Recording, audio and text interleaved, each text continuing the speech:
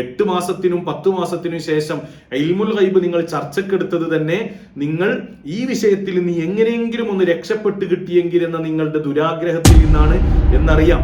യാ ഖൈറ മൻ ദുഫിനത് ബിൽ ഖാഇ അഅദുമുഹു ഫതാബ മിൻ തീബിഹിന്നൽ ഖാഉ വല്ലകമു നഫ്സി ഫിദാഉൻ ലിഖബ്രിൻ അൻത സാകിനുഹു ഫീഹിൽ അഫാഫു വഫീഹിൽ ജൂദു വൽ കറമു. എത്രയോ കാലങ്ങൾക്കു ശേഷം അവിടെ സൂക്ഷിക്കപ്പെട്ട ആ നെയ്യ്, അതിൽ നിന്ന് ഉമറുൽ ഫാറൂഖ് തങ്ങൾ ഇങ്ങോട്ട് അയക്കാനാണ് പറയുന്നത്. കേടുന്നിട്ടുണ്ടാവും, വലിച്ചെറിഞ്ഞളി എന്നല്ല പറഞ്ഞത്, ഇങ്ങോട്ട് കുറച്ച് കൊടുത്തയക്കണമെന്നും പിന്നെ അവിടെ ഉള്ള ആൾക്കാരോട് അതിൽ നിന്ന് ഷിഫായിനെ തേടാനും പറയുന്നു. ഇതാരാ ഉദ്ധരിക്കുന്നത്? ഇബ്നു കസീർ അഭൗതികമായ മാർഗത്തിലുള്ള സഹായത്തേട്ടവും ഗുണപ്രതീക്ഷയും ഒക്കെ ശിർക്കാണ് എന്ന് പഠിപ്പിച്ചു എന്ന് നിങ്ങൾ ആരോപിക്കുന്ന അതേ ഇബ്നു കസീർ. അസ്സലാമു അലൈക്കും വറഹ്മത്തുള്ളാഹി വബറകാതുഹു. ഒളിച്ചോടുക, പേടിച്ചോടുക എന്നതൊക്കെ ഒരഭംഗിയായതുകൊണ്ട് അങ്ങനെ പ്രയോഗിക്കുന്നില്ല. എന്നാലും അല്പമൊക്കെ മാന്യമായിട്ട് മറുപടി പറയാനെങ്കിലും വിസ്ഡം വിഭാഗം ശ്രമിക്കണമെന്ന് സ്നേഹത്തോടെ ഓർമ്മപ്പെടുത്തുകയാണ്. ഈ ഉള്ളവന്റെ ഒരു പ്രസംഗം കോഴിക്കോട് ജംഇയ്യത്തുൽ മുഅല്ലിമീന്റെ മധ്യമേഖലാ സമ്മേളനത്തിൽ നടന്നു. അതിൽ ഒരു ചോദ്യം ചോദിച്ചു. കാര്യകാരണ ബന്ധവും അഭൗതികവും അദൃശ്യവും എന്ന ശിർക്ക് തൗഹീദിന്റെ മാനദണ്ഡമായി നിങ്ങൾ പഠിപ്പിക്കുന്നത് ലോകത്ത് ഒരാളും പഠിപ്പിച്ചിട്ടില്ല.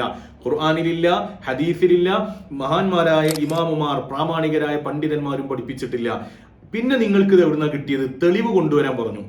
അപ്പൊ നമ്മളെ കാര മൂസ സ്വലായിക്കും അദ്ദേഹത്തിന്റെ കൂടെ ഇങ്ങനെ സിൽബന്ദികളായിട്ട് ചർച്ചയ്ക്കിരിക്കുന്ന ആളുകൾക്ക് ഒരു പൂതി, എന്നാ പിന്നെ അതിനൊന്ന് മറുപടി പറഞ്ഞേക്കാം എന്ന്. അങ്ങനെ അദ്ദേഹം ഇങ്ങനെ പരിണിത പ്രജ്ഞരായ അലിമീങ്ങളെ പോലെ വലിയ കോൺഫിഡൻസോടുകൂടെ വന്നിരുന്നിട്ട് അദ്ദേഹം പറഞ്ഞു, മുസ്ലിയാരുടെ ചോദ്യത്തിനെ മാന്യമായിട്ട് സമീപിക്കണം, അഡ്രസ് ചെയ്യണം എന്നൊക്കെ പറഞ്ഞിട്ട് അദ്ദേഹം രംഗത്ത് വന്നു. അങ്ങനെ എന്തേ സംഭവിച്ചത്? വന്ന ഉഷാർ പിന്നെ കാണാനില്ല. പിന്നെ മെല്ലെ മെല്ലെ ഈ ചർച്ച ആ ചാനലിൽ നിന്ന് അവസാനിപ്പിക്കുകയും മൂസ സ്വലാഹി ഒറ്റപ്പെടുകയും ചെയ്യുന്ന വളരെ ദയനീയമായ ഒരു സാഹചര്യമാണ് കണ്ടത്. രക്ഷപ്പെടാൻ പല വഴികളും നോക്കിയിട്ടുണ്ട്. മാലിക് സലഫിനെ കൊണ്ടുവന്നിട്ട് നമുക്കിത് റൂട്ട് മാറ്റാൻ നോക്കാൻ ശ്രമിച്ചു, പക്ഷെ നടന്നില്ല. അപ്പൊ മൂസ സ്വലാഹിബിന് ഒറ്റക്കായി വിശദീകരണം. പക്ഷെ ഒറ്റക്കും വിശദീകരിച്ചിട്ട് തെളിവ് കണ്ടിട്ടില്ല. ഇവരിങ്ങനെ വിശദീകരിക്കുന്നല്ലാതെ തെളിവില്ല. ആപേക്ഷിക അഭൗതികവും അഭൗതികവും ഒക്കെ കിതാബ് സഹിതം വിശദീകരിക്കാൻ ഞാൻ വീഡിയോ ചെയ്തിട്ടുണ്ട്, മറുപടി വന്നിട്ടില്ല. അതുപോലെ തന്നെ മൂസ സ്വലാഹി ലാസ്റ്റ് ചെയ്ത വീഡിയോക്കൊക്കെ കൃത്യമായിട്ട് മറുപടി പറഞ്ഞിട്ടുണ്ട്. അവിടേക്ക് അദ്ദേഹം ചെയ്യുന്ന തട്ടിപ്പുകൾ കഴിഞ്ഞ വീഡിയോയിൽ കാണാം. ഇനി ഈ വിഷയത്തിൽ എനിക്ക് അടുത്ത ഒരു വിഷയം പറയാനുള്ളത്, നിങ്ങളതിന് ഒളിച്ചോടിയിട്ടൊന്നും കാര്യമില്ല. നിങ്ങൾ ഒളിച്ചോടാൻ പല കുതന്ത്രങ്ങളും പയറ്റുന്നുണ്ട്. 8 മാസം അതല്ലെങ്കിൽ 10 മാസം മുമ്പ് ചർച്ച ചെയ്യപ്പെട്ട ഇൽമുൽ ഗൈബ് ഇപ്പോൾ അവർ ചർച്ചക്കെടുത്തിട്ടുണ്ട്. മുസ്ലിയാർക്ക് മറുപടി പറയണം. അല്ല, ഈ 10 മാസങ്ങൾ എവിടെയിരുന്നു? എന്തെങ്കിലും മറുപടി പറയാതിരുന്നത്? ഇപ്പൊ 2ാം തവണ നിങ്ങൾ വരാനുള്ള കാരണം എന്താണ്? എങ്ങനെയെങ്കിലും ഈ കാര്യകാരണ ബന്ധവും അഭൗതികവും എന്ന ഈ മുസീബത്ത് പിടിച്ച ചർച്ചയിൽ നിന്ന് രക്ഷപ്പെട്ട് കിട്ടിയിരുന്നെങ്കിൽ എന്ന നിങ്ങളുടെ ദുരാഗ്രഹത്തിൽ നിന്നാണ് നിങ്ങൾ ആ ചർച്ചയുമായിട്ട് മുന്നോട്ട് വരുന്നത്. ഇൻഷാ അല്ലാഹ് അതിന് നമ്മൾ മറുപടി പറയും. നിങ്ങളെ കിതാബിന്റെ കോലവും കിതാബ് അർത്ഥം വെക്കണ കോലവും നിങ്ങൾ മഹാന്മാരെ മനസ്സിലാക്കണ കോലൊക്കെ ഇൻഷാ അല്ലാഹ് കൃത്യമായിട്ട് തെളിവ് സഹിതം പറയും. അത് അന്ന് മറുപടി പറഞ്ഞപ്പോൾ നിങ്ങൾക്ക് അതിനെ അഡ്രസ്സ് ചെയ്യാൻ ഭയപ്പെട്ടത് കൊണ്ടാണ് നിങ്ങൾ വരാതിരുന്നത്. ഇപ്പൊ രണ്ടും കൽപ്പിച്ച് നിങ്ങൾ അതിലേക്ക് ചാടി വീണത് ഈ ചർച്ചയിൽ നിന്ന് എങ്ങനെയെങ്കിലും ഒന്ന് രക്ഷപ്പെട്ടിരുന്നെങ്കിൽ എന്ന ആഗ്രഹത്തിന്റെ പേരിലാണ്. അതും നടക്കൂല. രണ്ടും കൃത്യമായിട്ട് വിശദീകരിക്കപ്പെടും. പക്ഷെ ഞാൻ ഇപ്പോൾ വിശദീകരിക്കാൻ വന്നത് എന്താന്ന് വെച്ചാല്, ഈ കാരമൂസ സ്വലാഹി അദ്ദേഹം തൗഹീദ് വിശദീകരിച്ച് പിന്നെ ഞാൻ കാര്യകാരണ ബന്ധങ്ങൾക്കപ്പുറം അഭൗതികം ഇതിനൊക്കെ തെളിവുണ്ടോ, അഥവാ ഇങ്ങനൊരു സംഭവം ഉണ്ടോ എന്നല്ല നമ്മുടെ ചോദ്യം. ഇത് ശിർക്ക് തൗഹീദുമായി ബന്ധമുണ്ടോ ഇല്ലൊന്നല്ല. ഇതിന്റെ അപ്പുറം അഭൗതികമായ രൂപത്തിലുള്ള സഹായത്തേട്ടം അല്ലെങ്കിൽ സഹായം പ്രതീക്ഷിക്കൽ ശിർക്കാണ് എന്നും ഇപ്പുറത്താണെങ്കിൽ ഭൗതികമാണെങ്കിൽ ശിർക്കല്ല എന്നൊക്കെയുള്ള വിശദീകരണം ലോകത്ത് ഒരാളും പറഞ്ഞിട്ടില്ല എന്ന് നമ്മൾ പറഞ്ഞു. അപ്പൊ മൂപ്പര് ഇബ്നു കസീറിനെ കൊണ്ടുവന്നു. ഇബ്നു കസീർ സൂറത്തുൽ ഫാത്തിഹ വിശദീകരിച്ചപ്പോ ആ തഫ്സീറിൽ അഭൗതികവും അദൃശ്യവും ഒക്കെ ആ രൂപത്തിൽ വന്നിട്ടുണ്ട് എന്നാണ് ഇദ്ദേഹം പറയുന്നത്. നമ്മൾ ചോദിച്ചു, ആ പറഞ്ഞ ഇബാറത്തുനിന്ന് വായിക്കാൻ പറഞ്ഞു. അപ്പൊ ഈ സാധു വായിക്കണം എന്താ അറിയോ? കുല്ലു മൗജൂദിൻ സിവല്ലാ, ആലമിന്റെ തഫ്സീർ, ആലമിന്റെ വിശദീകരണം. അൽഹംദുലില്ലാഹി റബ്ബിൽ ആലമീൻ എന്ന ആലം എന്ന് പറഞ്ഞാൽ കുല്ലു മൗജൂദിൻ സിവല്ലാ, അള്ളാഹു അല്ലാത്തതൊക്കെ ആലമാണ്. ആയിക്കോട്ടെ, അതിനെന്താ? ആരെങ്കിലും അതല്ല എന്ന് പറഞ്ഞിട്ടുണ്ടോ? പിന്നെ മൂപ്പര വക വിശദീകരണം, ഈ ആലം എന്ന് പറഞ്ഞാൽ തന്നെയാണ് ഭൗതികം, അല്ലാതെ മുസ്ലിംകൾക്ക് ഭൗതികം എന്നുള്ള വാക്ക് തന്നെ കിട്ടണം. അങ്ങനെ മലയാളത്തിലെ വാക്ക് തഫ്സീറിൽ ഇബ്നു കസീറിൽ ഉണ്ടാവില്ല എന്ന് ഞങ്ങളൊക്കെ ചോറ് വയ്ക്കുന്ന ആൾക്കാരാണ്, ഞങ്ങൾക്ക് അറിയാം. പക്ഷെ ഈ വിഷയത്തിലെ ചോദ്യം എന്താണ്? ഇതാണ് ശിർക്ക് തൗഹീദിന്റെ മാനദണ്ഡം എന്ന് മൂപ്പര് പഠിപ്പിച്ചിട്ടുണ്ടോ? അഭൗതികമായ സഹായതേട്ടം, അഭൗതികമായ സഹായ പ്രതീക്ഷ, ഇത് ശിർക്ക് തൗഹീദിന്റെ മാനദണ്ഡമായിട്ട് ഇബ്നു കസീർ പഠിപ്പിച്ചിട്ടില്ല എന്ന് ആ തഫ്സീർ മുഴുവൻ നോക്കിയിട്ട് നിങ്ങൾ പറഞ്ഞോളി എന്ന് പറഞ്ഞു. ഒരു ഇബാറത്തും കൊണ്ടുവരാൻ കഴിഞ്ഞില്ല. ഇനി അദ്ദേഹം പറയട്ടെ, എന്നിട്ട് നമുക്ക് ബാക്കി പറയാം. ഇനി മാത്രവുമല്ല, അവിടെ നമ്മൾ വായിച്ച് കേൾപ്പിച്ചു കൊടുത്തു. ആലം എന്ന് പറഞ്ഞാൽ വഹുവ കുല്ലു മൗജൂദിൻ സിവല്ല, അല്ല അല്ലാത്ത എല്ലാം ആലമാണ്. ലോകം എന്ന് പറഞ്ഞാൽ അതിന് പ്രയോഗിക്കുന്നൊരു വാക്കാണ് ഭൗതികം എന്നത്. നമ്മൾക്ക് കാണാൻ പറ്റുന്നതും പറ്റാത്തതുമായ പല ലോകങ്ങളുമുണ്ട്, പല സൃഷ്ടികളുമുണ്ട്. അതെല്ലാം ആലമിൽപ്പെട്ടതാണ്. അപ്പോൾ ഇതൊക്കെ തഫ്സീറുകളിലുണ്ട് എന്ന് പറഞ്ഞ് ഇബ്നു കസീർ റഹിമഹുള്ളയുടെ തഫ്സീർ വായിച്ചു കൊടുത്തു. ഇതാണ് പിന്നെ ഇദ്ദേഹത്തിന്റെ മറുപടി. ആലം എന്നതിന്റെ മായന എന്താണെന്ന കാര്യത്തിൽ നമുക്ക് ആർക്കും തർക്കമല്ല. ഭൗതികവും അഭൗതികവും അങ്ങനെ ഒരു വിഷയത്തെ വേർതിരിക്കാൻ പറ്റുമോ എന്നതിൽ നമുക്ക് തർക്കമല്ല. പക്ഷെ ഇത് ശിർക്ക് തൗഹീദിന്റെ മാനദണ്ഡമായിട്ട് പഠിപ്പിച്ചിട്ടുണ്ടോ? ഇല്ല. പിന്നീട് വാശി പിടിക്കുകയാണ് അത് ഉണ്ട് എന്നുണ്ടെങ്കിൽ കാണിച്ചു തരാൻ പറഞ്ഞാലോ? അത് മൂപ്പര വക വിശദീകരണം. നിങ്ങളെ വക വിശദീകരണം നോക്കാനാണെങ്കിൽ പിന്നെ നിങ്ങൾ പറയണം കേട്ടാ പോലെ കിതാബ് വയ്ക്കാൻ നിൽക്കണോ? കിതാബിലെ ഇബാറത്ത് സഹിതം വിശദീകരിക്കാൻ നിങ്ങളെ കൊണ്ട് പറ്റിയിട്ടില്ല. ഇനി ഞാൻ പറയുന്ന വിഷയം അതല്ല. ഇനി വാദത്തിന് വേണ്ടി സമ്മതിക്കുകയാണ്. എന്ത് അങ്ങനെ ശിർക്ക് തൗഹീദിന്റെ മാനദണ്ഡമായിട്ട് ഇബ്നു കസീറിൽ അങ്ങനെ ഉണ്ട്, ഇബ്നു കസീർ അങ്ങനെ പഠിപ്പിച്ചിട്ടുണ്ട് എങ്കിൽ ഇബ്നു കസീറിന് ഇബ്നു കസീറിലുള്ള ഒരു വിഷയം ഞാൻ പറയാം. അൽ ബിദായത്തു വന്നിഹായ എന്ന വളരെ പ്രസിദ്ധമായ ഗ്രന്ഥമുണ്ടല്ലോ, ഇനി ശരിക്കും ശ്രദ്ധിക്കാം. ഇബ്നു കസീർ അൽ ബിദായത്തു വന്നിഹായിൽ പറയുന്ന ചില വിഷയങ്ങളെ ഞാൻ പറയാം. എന്താ? അസ്വാബന്നാസ ഖഹത്തുൻ ഫീ സമനി ഉമറ, ഉമറുൽ ഫാറൂഖ് റളിയല്ലാഹു അൻഹുവിന്റെ കാലഘട്ടത്തിൽ ജനങ്ങൾക്ക് ക്ഷാമം ബാധിച്ചു. അങ്ങനെ ഫജാഅ റജുലുൻ ഇലാ ഖബ്രിൻ നബി സല്ലല്ലാഹു അലൈഹി വസല്ലം ഫഖാൽ, നബി സല്ലല്ലാഹു അലൈഹി വസല്ലം തങ്ങളുടെ ഖബറിന്റെ മുമ്പിലേക്ക് ഒരാൾ വന്നു. ഈ വന്ന ആൾ ആരാണെന്നൊന്നും ഇപ്പോൾ പറയണില്ല, കാരണം നിങ്ങൾ അയിമ കടികൂടി കൂടിയിട്ട് വിഷയത്തെ തിരിച്ചു വിടരുത് എന്നതുകൊണ്ട്. ഓക്കെ, നമുക്ക് പറയാം. അങ്ങനെ റസൂലുള്ളാഹി സ്വല്ലല്ലാഹു അലൈഹി വസല്ലം തങ്ങളുടെ ഖബറിന്റെ മുമ്പിലേക്ക് വന്നിട്ട് പറഞ്ഞു, ഇസ്തസ്ഖിലി ഉമ്മത്തിക യാ റസൂലല്ലാഹ് ഫഇന്നഹും ഖദ് ഹലകൂ.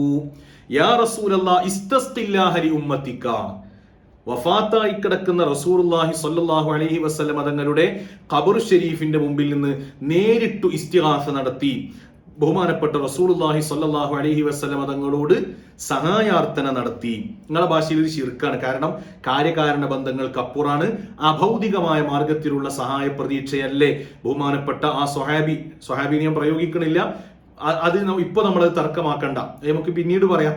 വിഷയത്തിന്റെ മർമ്മത്തിൽ നിന്ന് നിങ്ങൾ കുതറി മാറാൻ പലതവണ ശ്രമിച്ചത് കൊണ്ടാണ് ഞാൻ അങ്ങനെ പറയുന്നത്. ആ സഹായം ചോദിച്ച ആള് റസൂലുള്ളാഹിനോട് നേരിട്ട് വഫാത്തായ റസൂലുള്ളാഹിന്റെ ഖബറിന്റെ മുമ്പിൽ നിന്ന് ഇസ്തിഗാസ നടത്തുന്നു. ഇനി ഞാൻ അതിന്റെ ബാക്കിയും വിശദീകരിക്കുന്നില്ല. വഹാദ ഇസ്നാദുൻ സ്വഹീഹുൻ, സ്വഹീഹായ സനദോടുകൂടെയാണ് ഇത് റിപ്പോർട്ട് ചെയ്യപ്പെട്ടത്. ഇബ്നു ഹജർ അസ്ഖലാനി തങ്ങളും ഇത് പറയുന്നുണ്ട്. റവബിനു അബീഷൈബ അബീസിനാദിൻ സ്വഹീൻ എന്നൊക്കെ പറയുന്നുണ്ട്. നമ്മുടെ വിഷയം അതല്ല, ഞാൻ ഇബ്നു കസീറിനെ ഫോക്കസ് ചെയ്തുകൊണ്ടാണ് പറയുന്നത്. അൽ ബിദായത്തു വന്നിഹായയിൽ റസൂലുള്ളാഹി സ്വല്ലല്ലാഹു അലൈഹി വസല്ലം തങ്ങളുടെ ഖബർ ഷരീഫിന്റെ മുമ്പിൽ വന്ന് വഫാത്തായ റസൂലുള്ളാഹി തങ്ങളോട് സഹായം ചോദിച്ചത് ശിർക്കാണെങ്കിൽ, അഥവാ നിങ്ങൾ പറഞ്ഞ ഇബ്നു കസീർ ഫാത്തിഹയുടെ തഫ്സീറിൽ അഭൗതികമായ മാർഗത്തിലുള്ള അതല്ലെങ്കിൽ കാര്യകാരണ ബന്ധങ്ങൾക്കപ്പുറത്തുള്ള സഹായത്തേട്ടം ശിർക്കാണ് എന്ന് അവിടെ പഠിപ്പിച്ചിട്ടുണ്ടെങ്കിൽ, പഠിപ്പിച്ചിട്ടില്ല, നിങ്ങൾക്ക് വേണ്ടി സമ്മതിക്കാണ്, പഠിപ്പിച്ചിട്ടുണ്ടെങ്കിൽ ഇതിനെക്കുറിച്ച് നിങ്ങൾ എന്തു പറയും? അപ്പൊ ഇബ്നു കസീർ ശിർക്ക് പ്രചരിപ്പിച്ച ആളാണെന്നാ നിങ്ങൾ പറയാം? സ്വഹീഹായ സനദോടുകൂടെ എന്ന് പറഞ്ഞ് അദ്ദേഹം റിപ്പോർട്ട് ചെയ്ത ആ സംഭവം ശിർക്കാണെന്നോ നിങ്ങൾ പറയുന്നത്? ഇതിന്റെ യാഥാർത്ഥ്യം എന്താണെന്നറിയോ? ഇവർ ഇബ്നു കസീറിന്റെ മേലിൽ കെട്ടിവെക്കുകയാണ്, മൂപ്പരത് അറിഞ്ഞിട്ടേ ഇല്ല. അവരുടെ തഫ്സീറിൽ ആ സംഭവം ഇല്ല. അങ്ങനെ അവിടെ ശിർക്കാണെന്ന് പറഞ്ഞിട്ടുണ്ടെങ്കിൽ അവരുടെ മറ്റൊരു കിതാബില് അതിനെ ശിർക്കാണെന്നല്ലേ പരിചയപ്പെടുത്തേണ്ടത്? ശിർക്കായിട്ടാണോ അൽ ബിദായത്തു വന്നിഹായിൽ പരിചയപ്പെടുത്തിയിട്ടുള്ളത്? മറുപടി പറയണം നിങ്ങൾ. വേറൊന്നിലേക്കും പോകേണ്ട. നമ്മുടെ വിഷയം വിഷയബന്ധിതമായിട്ട്, ഇനി അതിന്റെ സനദോ അതൊക്കെ നമുക്ക് പിന്നീട് ചർച്ച ചെയ്യാം. വന്ന ആള് സ്വഹാബിയാണോ അല്ലേന്നൊക്കെ ചർച്ച ചെയ്യാം. ഇബ്നു കസീർ ആ ആശയത്തെ അംഗീകരിച്ചുകൊണ്ടാണ് അവിടെ ആ സംഭവത്തെ കൊണ്ടുവന്നിട്ടുള്ളത്. അത് സ്വഹീഹായ സനദാണ് എന്ന് ബഹുമാനപ്പെട്ടവർ രേഖപ്പെടുത്തുകയും ചെയ്തിട്ടുണ്ട്. ഇങ്ങനെ ഒരു ശിർക്കായ ഒരു കാര്യം മൂപ്പരെങ്ങനെ രേഖപ്പെടുത്തുമ്പോൾ അത് ബോധ്യപ്പെടുത്തി തരില്ല. ഇതിങ്ങനെ ശിർക്കായ കാര്യമാണ്, അത് നമ്മൾ നേരത്തെ പറഞ്ഞു മനസ്സിലാക്കിയതാണല്ലോ എന്ന് പറയണ്ടേ?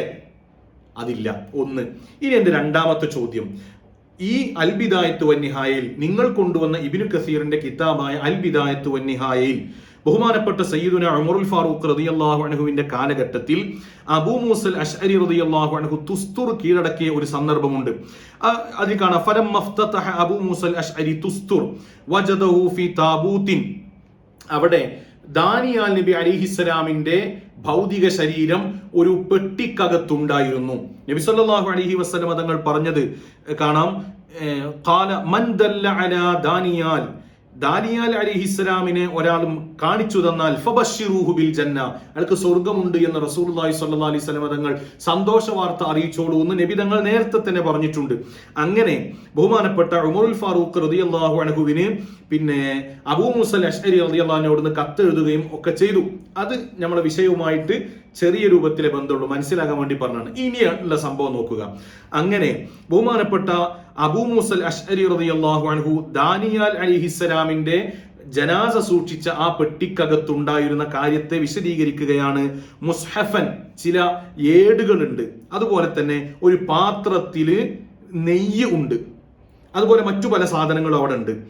ബഹുമാനപ്പെട്ട അബൂ മൂസ റളിയല്ലാഹു അൻഹു ഇങ്ങനെയൊക്കെ ചില കാര്യങ്ങൾ ഇവിടെ ഉണ്ട് എന്ന് പറഞ്ഞിട്ട് ഉമറുൽ ഫാറൂഖ് റളിയല്ലാഹു അൻഹുവിന് കത്തെഴുതി. കത്ത് കിട്ടിയപ്പോ മഹാനായ ഉമറുൽ ഫാറൂഖ് റളിയല്ലാഹു അൻഹു പറഞ്ഞൊരു വാക്കുണ്ട്, എന്താ, അമ്മൽ മുസ്ഹഫു ഫബ്അസ് ബിഹി ഇലൈനാ, ആ ഏടുകളൊക്കെ ഇങ്ങോട്ട് കൊടുത്തേക്കുക. വ അമ്മൽ വദഖു ഫബ്അസ് ഇലൈനാ മിൻ, അവിടെ സൂക്ഷിക്കപ്പെട്ട ആ നെയ്യുണ്ടല്ലോ, എത്ര കാലം മുമ്പുള്ളതായിരിക്കും, ആ നെയ്യിൽ നിന്ന് ഇങ്ങോട്ടും കൊടുത്തയക്കണം. ഇനി അവിടെയുള്ള ആൾക്കാരോട് കൽപ്പിക്കുകയാണ്, വമുർ മിൻ മൻ ഖിബലക മിനൽ മുസ്ലിമീന യസ്തശ്ഫൂന ബിഹി, ആ നെയ്യ് കൊണ്ട് ശിഫാഇനെ തേടാൻ അവിടെയുള്ള മുഅ്മിനീങ്ങളോട് നിങ്ങൾ പറയണം എന്ന് ബഹുമാനപ്പെട്ട സയ്യിദുന ഉമറുൽ ഫാറൂഖ് റളിയല്ലാഹു അൻഹു അബൂ മൂസൽ അശ്അരി റളിയല്ലാഹു അൻഹു കത്ത് എഴുതുകയാണ്. ഇവരുടെ ഭാഷ പ്രകാരം എന്താണിത്? ഒരു അഭൗതികമായ, സാധാരണക്ക് വിപരീതമായ, കാര്യകാരണ ബന്ധങ്ങൾക്ക് അപ്പുറത്തുള്ള ഒരു ശിഫായിനെ തേടലല്ലേ ഇത്? അതല്ലെങ്കിൽ എത്രയോ കാലങ്ങൾക്കു ശേഷം അവിടെ സൂക്ഷിക്കപ്പെട്ട ആ നെയ്യ്, അതിൽ നിന്ന് ഉമറുൽ ഫാറൂഖ് തങ്ങൾ ഇങ്ങോട്ട് അയക്കാനാണ് പറയുന്നത്. കേടുന്നിട്ടുണ്ടാവും, വലിച്ചെറിഞ്ഞളി എന്നല്ല പറഞ്ഞത്, ഇങ്ങോട്ട് കുറച്ച് കൊടുത്തയക്കണമെന്നും പിന്നെ അവിടെയുള്ള ആൾക്കാരോട് അതിൽ നിന്ന് ശിഫായിനെ തേടാനും പറയുന്നു. ഇതാരാ ഉദ്ധരിക്കുന്നത്? ഇബ്നു കസീർ അഭൗതികമായ മാർഗത്തിലുള്ള സഹായത്തേട്ടവും ഗുണപ്രതീക്ഷയും ഒക്കെ ശിർക്കാണ് എന്ന് പഠിപ്പിച്ചു എന്ന് നിങ്ങൾ ആരോപിക്കുന്ന അതേ ഇബ്നു കസീറിന്റെ അൽ ബിദായയിലാണ് ഈ കാണുന്നത്. നിങ്ങൾക്ക് എന്താ പറയാനുള്ളത്?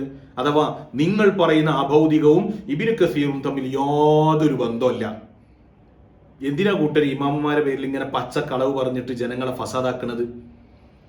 ഇനി ഇവരുയർത്തിപ്പിടിച്ച ഈ തഫ്സീറിൽ തന്നെ, ഇവരുയർത്തിപ്പിടിച്ച ഇബ്നു കസീറിന്റെ തഫ്സീറിൽ തന്നെ സൂറത്തു നിസായിലെ 64-ാമത്തെ ആയത്ത്, വലൗ അന്നഹും ഇല്ലമു അൻഫുസഹും ജാഊക ഫസ്തഗ്ഫിറുല്ലാഹ വസ്തഗ്ഫറ ലഹുമുർ റസൂലു ലവജദുല്ലാഹ തവ്വാബർ റഹീമ എന്ന ആയത്തിനെ വിശദീകരിച്ചിട്ട് ഇബ്നു കസീറിൽ തന്നെ വിശദീകരിക്കുന്നത് കാണാം. യുർഷിദു തആല അൽ ഉസാത വൽ മുദ്നിബീൻ, അല്ലാഹു സുബ്ഹാനഹു വ തആല ഈ ആയത്തിൽ തെറ്റു ചെയ്ത ആളുകൾക്ക് ഇർഷാദ് നൽകുന്നുണ്ട്. ഇദാ വഖഅ മിൻഹുമുൽ ഖത്ഉ വൽ ഇസ്യാൻ അൻ യഅതു ഇലാ റസൂലി സല്ലല്ലാഹു അലൈഹി വസല്ലം ഫയസ്തഗ്ഫിറുല്ലാഹ ഇൻദഹു വയസ്അലുഹു അൻ യസ്തഗ്ഫിറ ലഹും ഫഇന്നഹും ഇദാ ഫഅലു ദാലിക താബല്ലാഹു അലൈഹിം വറഹിമഹും വഗഫറ ലഹും. ഇതൊക്കെ പറയുന്നുണ്ട്. ഇതൊക്കെ പറഞ്ഞിട്ട് അതിന് ഉപോത്ബലകമായ ഒരു ചരിത്രത്തെ ഇബ്നു കസീർ അവിടെ കൊണ്ടുവരികയാണ്. ഇനി ഞാൻ അടിവരയിട്ട് പറയുന്ന ഒരു വാക്ക്, ഇനി ആ ചരിത്ര സ്വപ്നല്ലേ, അതല്ലെങ്കിൽ അതൊരു അറാബിയല്ലേ, അതല്ലെങ്കിൽ ഇന്നാണല്ലേ, അതൊന്നുമല്ല നമ്മളെ വിഷയം. അവിടെ ഇതിന് ഉപോത്ബലകമായിട്ട് ഇബ്നു കസീർ കൊണ്ടുവന്ന ആ സംഭവം, ആ ആശയത്തെയാണ് നമ്മൾ പറയുന്നത്. എന്താ? ഒരു അറാബിയായ ആള് റസൂലുള്ളാഹി സ്വല്ലല്ലാഹു അലൈഹി വസല്ലം തങ്ങളുടെ ഖബറിന്റെ മുമ്പിലേക്ക് വന്നിട്ട് പറഞ്ഞു, യാ ഖൈറ മൻ ദുഫിനത് ബിൽ ഖാഇ അഅദുമുഹു ഫതാബ മിൻ തീബിഹിന്നൽ ഖാഉ വല്ലകമു നഫ്സി ഫിദാഉൻ ലിഖബ്രിൻ അൻത സാകിനുഹു ഫീഹിൽ അഫാഫു വഫീഹിൽ ജൂദു വൽ കറമു. റസൂലുള്ളാഹി സ്വല്ലല്ലാഹു അലൈഹി വസല്ലം തങ്ങളുടെ ഖബറിന്റെ മുമ്പിൽ വന്നിട്ട് വലൗ അന്നഹും യളലമു അൻഫുസഹും ജാഊക ഫസ്തഗ്ഫിറുല്ലാഹ എന്ന ആയത്ത് ഓതിയിട്ട് പറഞ്ഞു, ഖദ് ജിഅതുക മുസ്തഗ്ഫിറൻ മിൻ ദംബി മുസ്തശ്ഫിഅൻ ബിക ഇലാ റബ്ബി. ഈ ആയത്തിന്റെ അടിസ്ഥാനത്തിലാണ് റസൂലെ അവിടുത്തെ പരിശുദ്ധ ഖബറിന്റെ മുമ്പിലേക്ക് ഞാൻ വന്നത് എന്ന് പറഞ്ഞിട്ട് യാ ഖൈറ മൻ ദുഫിനത്, ഈ പരിശുദ്ധമായ സ്ഥലത്ത് അടക്കം ചെയ്യപ്പെട്ട പരിശുദ്ധ റസൂലിനെ വിളിക്കുകയാണ്. യാ ഖൈറ മൻ ദുഫിനത് ബിൽ ഖാഇ അഅ്ളുമുഹു, ഖാഇ പ്രദേശത്ത് മറവ് ചെയ്യപ്പെട്ടവൽ ഖൈറായവരെ എന്ന് പറഞ്ഞിട്ട് റസൂലുള്ളാഹി തങ്ങളോട് നേരിട്ട് ഇസ്തിഗാസ നടത്തുകയാണ്. ഇനി ഞാൻ പറയുന്നത് ശ്രദ്ധിക്കുക, ഈ ചരിത്രത്തെ കുറിച്ചല്ല വിഷയം, ഇതിന്റെ സിഹത്തിനെ കുറിച്ചല്ല, അതൊക്കെ നമുക്ക് പിന്നെ ചർച്ച ചെയ്യാം. വന്ന ആളെ കുറിച്ചല്ല, അതിന് പ്രതിവിധിയായിട്ട് സ്വപ്നം കണ്ട വിഷയത്തെ പറ്റിയല്ല ചർച്ച ചെയ്യുന്നത്. ഇത് ശിർക്കാണെങ്കിൽ, ഇങ്ങനെ ഇയാൾ ചോദിക്കുന്നത് ശിർക്കാണെങ്കിൽ, നിങ്ങളുടെ ഭാഷയിൽ പറഞ്ഞാൽ കാര്യകാരണ ബന്ധങ്ങൾക്കപ്പുറം അഭൗതികമായ സഹായത്തേട്ടം ശിർക്കാണെങ്കിൽ ഇബ്നു കസീർ ഇവിടെ എങ്ങനെയാ കൊണ്ടുവരിക? ഒന്നും കൊണ്ടുവരൂല. കൊണ്ടുവന്ന സ്ഥിതിക്ക് എന്ത് പറയും? ഇങ്ങനെ ഒരു അയറാബി ചെയ്തിക്കണ്, പക്ഷെ അത് പച്ചയായ ശിർക്കാണെന്നല്ലേ പറയേണ്ടത്? അങ്ങനെയാണോ പറഞ്ഞത്? ഈ ആയത്ത് ഉദ്ധരിച്ചുകൊണ്ട് ഇബ്നു കസീർ അതിന്റെ തഫ്സീറിൽ പറഞ്ഞത് യുർഷിദു തആല അൽ ഉസാത വൽ മുദ്നിബീൻ, തെറ്റ് ചെയ്ത ആളുകൾക്ക് അള്ളാഹു മാർഗനിർദ്ദേശം നൽകുകയാണ്. തെറ്റു സംഭവിച്ചാൽ റസൂലുള്ളാഹി തങ്ങളിലേക്ക് വരിക. എന്നിട്ട് ഈ ചരിത്രത്തെ ഉദ്ധരിക്കുകയാണ്. അപ്പൊ ഈ ചരിത്രത്തിൽ അടങ്ങിയിട്ടുള്ള ആശയത്തെ ഇബ്നു കസീർ അംഗീകരിച്ചിട്ടുണ്ട്, അല്ലെങ്കിൽ അവിടെ ശിർക്കാണെന്ന് രേഖപ്പെടുത്തേണ്ടതാണ്. അപ്പൊ നിങ്ങൾ പറഞ്ഞ ശിർക്ക് ഇബ്നു കസീർ അറിഞ്ഞിട്ടേ ഇല്ല, അവിടുത്തെ തഫ്സീറിലും ഇല്ല, അൽ ബിദായയിലും ഇല്ല, എവിടെയും പഠിപ്പിച്ചിട്ടില്ല, ഒരു ഇമാമും പഠിപ്പിച്ചിട്ടില്ല. എന്തിനാ കളവ് പറയുന്നത്? ഇനി കാരമൂസ സ്വലാഹിയോട് പറയാണ്, ഇതൊക്കെ തട്ടിപ്പ് നടത്തിയ മറുപടിയുമായിട്ട് വരരുത്. ഞാൻ നേരത്തെ ചോദിച്ചതിൽ നിങ്ങൾ തൊട്ടിട്ടില്ല. ജിന്ന് വിവാദം വസ്തുത എന്ത് എന്ന നിങ്ങളുടെ പുസ്തകത്തിന്റെ 32-ാമത്തെ പേജിൽ ഈ കാര്യകാരണ ബന്ധവും അഭൗതികവും അദൃശ്യവും ഒക്കെ നിങ്ങൾ തന്നെ ഉണ്ടാക്കിയതാണെന്ന് നിങ്ങൾ എഴുതി വെച്ചിട്ടുണ്ട്. എന്ന് മാത്രമല്ല, ഞാൻ മറ്റൊരു ചോദ്യം ചോദിച്ചിരുന്നു. നിങ്ങൾ മരണപ്പെട്ടവരോടുള്ള സഹായത്തേട്ടം അഭൗതികമായതുകൊണ്ട് അത് ശിർക്കാണ് എന്നൊക്കെ പറഞ്ഞ വിഷയം നിങ്ങൾ തന്നെ പറഞ്ഞു അഭൗതികമല്ല മാത്രമേ ഉള്ളൂ. അപ്പൊ അതിന് ചോദ്യം ചോദിച്ചപ്പോൾ ഇയാൾ പറഞ്ഞത് ആപേക്ഷിക അഭൗതികമാണ്. അഭൗതികവും ആപേക്ഷിക അഭൗതികവും തമ്മിലുള്ള വ്യത്യാസം എന്ത്? അത് നിങ്ങളെ വിശദീകരണം പറഞ്ഞാൽ പോരാ, പ്രമാണബദ്ധമായിട്ട് നിങ്ങൾ വിശദീകരിക്കണം. ധൈര്യമുണ്ടെങ്കിൽ, അങ്ങനെ പറയുന്നത് ഒരു അദബുകേടാണെങ്കിൽ നിങ്ങൾ ക്ഷമിക്കണം. ധൈര്യമുണ്ടെങ്കിൽ നിങ്ങൾ ഇത്രയും ദിവസം ചർച്ച ചെയ്ത അതേ ചാനലിൽ തന്നെ ഈ വിഷയത്തെ ചർച്ച ചെയ്യാനുള്ള ആണത്തം കാണിക്കണം. നിങ്ങൾ ഇങ്ങോട്ട് തോണ്ടി മാന്തി വന്നതാണല്ലോ, അപ്പൊ ഇതിനൊരു മാന്യതകൾ കാണിക്കണ്ടേ? മൂസ സലാഹി അത് പറഞ്ഞിട്ടാണ് തുടങ്ങിയത്. മാന്യമായിട്ട് അദ്ദേഹത്തിന്റെ ചോദ്യത്തെ നമുക്ക് അഡ്രസ്സ് ചെയ്യണം എന്നൊക്കെ പറഞ്ഞിട്ടാണ് തുടങ്ങിയത്. 8 മാസത്തിനും 10 മാസത്തിനും ശേഷം ഇൽമുൽ ഗൈബ് നിങ്ങൾ ചർച്ചക്കെടുത്തത് തന്നെ നിങ്ങൾ ഈ വിഷയത്തിൽ നിന്ന് എങ്ങനെയെങ്കിലും ഒന്ന് രക്ഷപ്പെട്ട് കിട്ടിയെങ്കിൽ എന്ന നിങ്ങളുടെ ദുരാഗ്രഹത്തിൽ നിന്നാണ് എന്നറിയാം. അന്ന് പറഞ്ഞിരുന്നത് കിതാബൊക്കെ നമ്മളെ കയ്യിലുണ്ട്, നിങ്ങൾ ഏത് കിതാബ് ഉദ്ധരിച്ചാലും കൊണ്ടുവരുന്നൊക്കെ പറഞ്ഞിരുന്നത്. അപ്പൊ കിതാബിന്റെ കോല നമ്മൾ കാണിച്ചു കൊടുത്തപ്പോൾ പറയാണ്, കിതാബ് നിങ്ങൾക്ക് തന്നെ തിരിയാൻ നിങ്ങൾ സമ്മതിച്ചു തന്നു, എന്നാലും എന്ന് പറഞ്ഞിട്ട് പിന്നെ കടന്ന് വരക്കുകയാണ്. അത് നമ്മൾ വേറെ ഇൻഷാ അല്ലാഹ് കൃത്യമായിട്ട് തുറന്ന് കാണിക്കുന്നുണ്ട്. പക്ഷെ ഈ വിഷയം ഒന്ന് തീരുമാനമാക്കി, നിങ്ങൾ അസുല് തീരുമാനമാക്കണ്ട. അവിടെ അല്ലേ നിങ്ങളുടെ ബേസ് ഉള്ളത്. നിങ്ങളെ ജിന്നും ഒക്കെ കാര്യങ്ങൾ, ജിന്ന് ഭൗതികമാണോ അഭൗതികമാണോ ആപേക്ഷിക അഭൗതികമാണോ, ഇനി ഇത് മൂന്നും അല്ലാത്ത പുതിയ അഭൗതികം വേറെ വല്ലതും ഉണ്ടോ ഒക്കെ നമുക്ക് ചർച്ച ചെയ്യേണ്ടതുണ്ട് ഇൻഷാ അല്ലാഹ്. അപ്പോ മൂസ സ്വലാഹിയിൽ നിന്ന് ഔദ്യോഗികമായ അല്ലെങ്കിൽ ഇത്രയും ദിവസം ചർച്ച ചെയ്ത ആ ചാനലിൽ നിന്ന് മറുപടി പ്രതീക്ഷിക്കുന്നുണ്ട് നിങ്ങൾക്ക് ധൈര്യം ഉണ്ടെങ്കിൽ. ഇല്ലെങ്കിൽ മൂസ സ്വലാഹി എവിടെ മറുപടി വന്നാലും, ഏത് ലോക്കൽ ചാനലിൽ മറുപടി പറഞ്ഞാലും കൃത്യമായിട്ട് മറുപടി തിരിച്ചു കിട്ടും. ഓക്കെ, അസ്സലാമു അലൈക്കും വറഹ്മത്തുള്ളാഹി.